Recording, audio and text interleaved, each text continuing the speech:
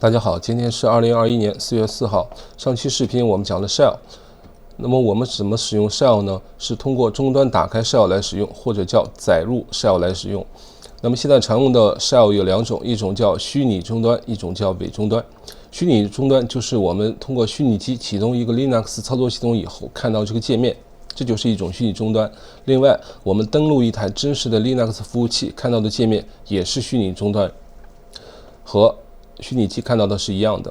那么虚拟终端它是 Linux 操作系统自身模拟出来的，用来模拟一个多用户的本地环境。注意关键词本地，默认有6个，编号是1到6。下面我们点击虚拟机，输入用户名和密码登录一下，然后输入 tty 命令，就可以查看当前终端的类型。虚拟终端以 tty 开头，后面是数字1到6，表示不同的6个虚拟终端。那么不同的虚拟终端可以通过 Alt、Ctrl 加 F1 到 F6 进行切换，或者使用命令 chvt 也可以进行切换。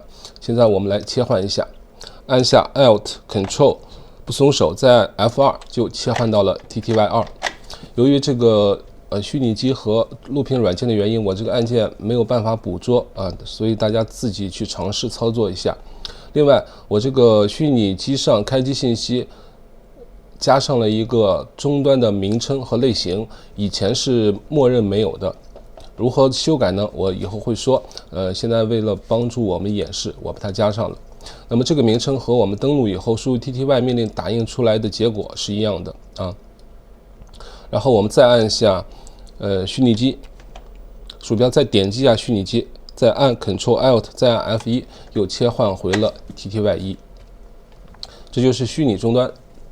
下面我们再看伪终端。伪终端呢，它不是 Linux 系统本身提供的，它是非本地的，一般是第三方的软件实现的。因为虚拟终端呢，我们使用起来有些不方便的地方，比如它没有办法很方便的复制粘贴或者调节字体的大小，所以呢，我们一般都使用第三方的终端软件去实现，比如这个XShell或者马叉 Final Shell 等等。它是通过远程连接的一个软件。那么同样输入 tty 命令可以查看它的伪终端名称和类型。伪终端它是以dev 目录下的 pts 开头，后面跟上数字从0开始。注意，伪终端是从0开始计数，而虚拟终端呢是从1开始，这是不同的地方。那么我们可以通过 chvt 命令切换虚拟终端。那么这个命令呢，在伪终端中和虚拟终端中都可以使用。我们现在虚拟终端中试一下吧。chvt， 比如2，可以看到就切换到了 tty2。然后我们在伪终端中使用一下 chvt 1，可以看到这边虚拟终端又切换回了 tty1。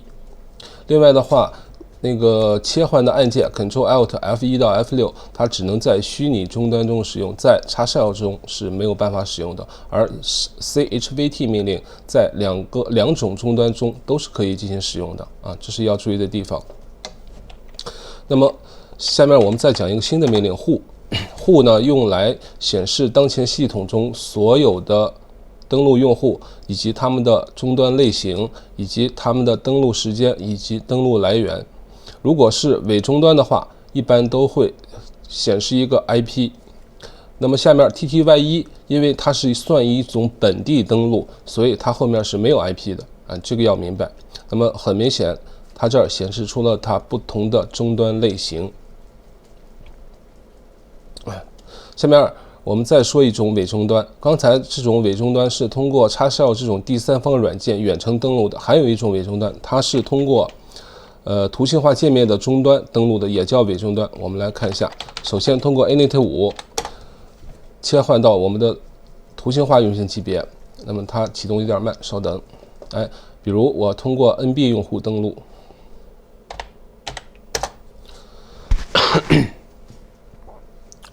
它登录有点慢。我先说一下 Shell 和终端的分工吧。那么终端的作用，它是从用户这里接收输入，然后扔给 Shell，再把 Shell 返回的结果展示给用户。而 shell 干的活呢，是从终端那里拿到用户输入的命令，解析以后交给操作系统内核去执行，并且把执行结果返还给终端。终端是不解析指令的 ，shell 才解析。终端本身也不提供运算的功能，这是他们的分工，要知道一下。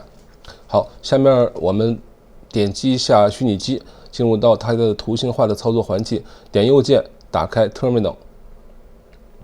默认它是个白底的，我为了这个颜色对比方便，我调成了黑底啊。输入 tty 命令，可以看到它现在是 PTS 下的1，而我们伪终端 .shell 是 PTS 下面的0。我们再来用户看一下。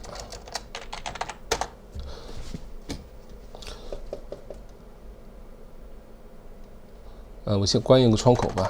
是这样看啊，首先我们当前的这个绘画窗口是 PTS-0，这是一个伪终端，没有问题。后面写出它的 IP。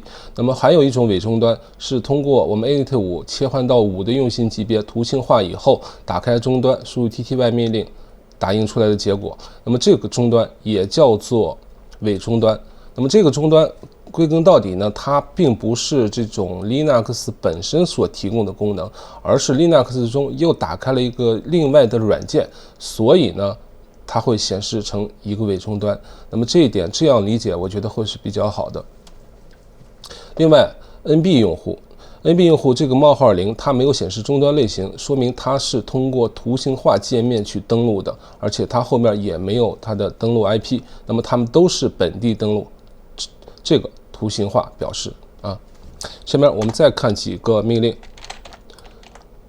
W 命令 ，W 命令可以认为是户命令的加强版。那么它除了登录用户、登录终端类型、登录的来源，还有登录的时间以外，还多出了其他的东西。那么下一节呢，我们会仔细的讲各个列的它的含义啊。我们先看一下简单的啊，前面它这个是表示当前时间，然后 up 后面这个时间，它表示的是到现在为止系统开机了多久没有重启过。